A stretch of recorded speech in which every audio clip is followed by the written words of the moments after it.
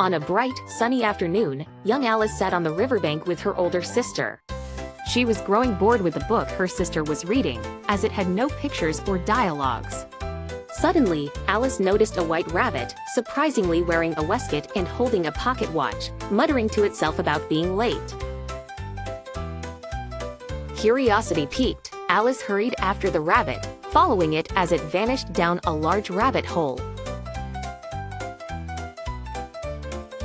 Without hesitation, she crawled in after it, only to find herself tumbling down an unusually long and strange tunnel. During her fall, she passed by cupboards, bookshelves, and strange pictures hanging upon pegs. Landing softly, she found herself in a peculiar hallway lined with doors.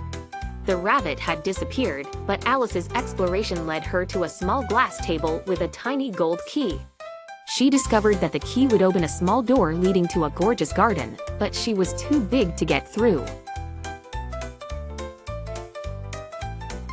On the table, she discovered a bottle labeled "Drink Me."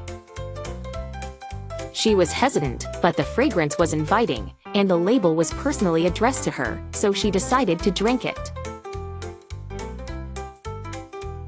Instantly, she began to shrink down to a tiny size, perfect for entering the door. However, to her distress, Alice realized she had left the key back on the table, now beyond her reach. Her eyes fell on a box under the table containing a cake marked "Eat Me." With a bite, she grew massively, filling the room. After trying different combinations of shrinking and growing by sipping and nibbling, she finally managed to get into the enchanting garden. There she encountered the maddening world of Wonderland. In the garden, Alice met an array of eccentric characters. There was the grinning Cheshire Cat whose head and body would vanish randomly as he riddled Alice with nonsensical advice.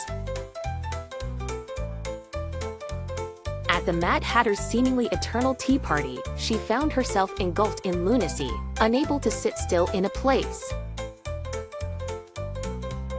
Alice then encountered the Queen of Hearts, known for her unpredictable temper and frequent cries of "off with their heads."